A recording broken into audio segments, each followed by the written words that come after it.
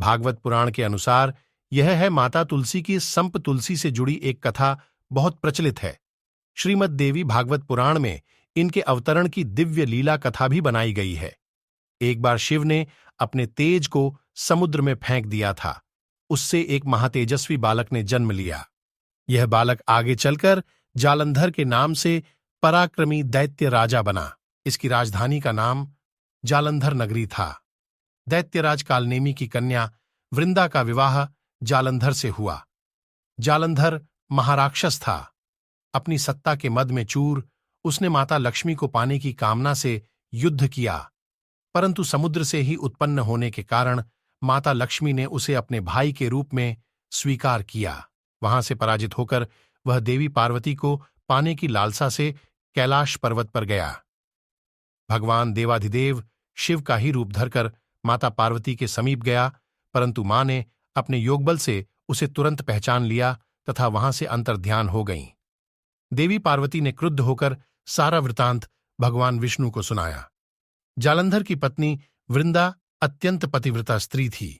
उसी के पतिव्रत धर्म की शक्ति से जालंधर न तो मारा जाता था और न ही पराजित होता था। इसीलिए जालंधर का नाश करने के लिए वृंदा के पतिव्रत धर्म को भंग करना बहुत जरूरी था। इसी कारण भगवान विष्णु आर्षि का वेश धारण कर वन में जा पहुंचे, जहां वृंदा अकेली भ्रमण कर रही थीं।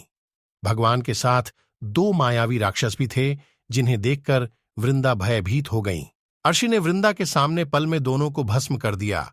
उनकी शक्ति देखकर वृंदा ने कैलाश पर्वत पर महादेव के साथ युद्ध कर रहे अपने पति जालंधर के बारे में पूछा।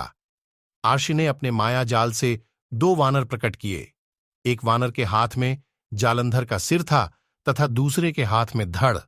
अपने पति की यह दशा देखकर वृंदा मूर्छित होकर गिर पड़ीं। होश में आने पर उन्होंने आर्षि रूपी भगवान से विनती की कि वह उसके पति को जीवित करें। भगवान ने अपनी माया से पुण्य जालंधर का सिर धड़ से जोड़ दिया, परंतु स्वयं भी वह उसी शरीर में प्रवेश कर गए। वृंदा को इस छल का जरा आभास न हुआ।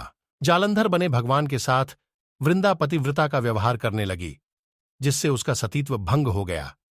ऐसा होते ही वृंदा का पति जालंधर युद्ध में हार गया।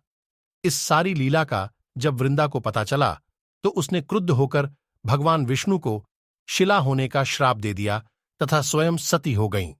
जहां वृंदा भस्म हुई वहां तुलसी का पौधा उगा। भगवान विष्णु ने वृंदा से कहा, हे वृंदा, तुम अपने सतीत्व के कारण मुझे लक्ष्मी से भी अधिक प्रिय हो गई हो। अब तुम तुलसी के रूप में सदा मेरे साथ रहोगी।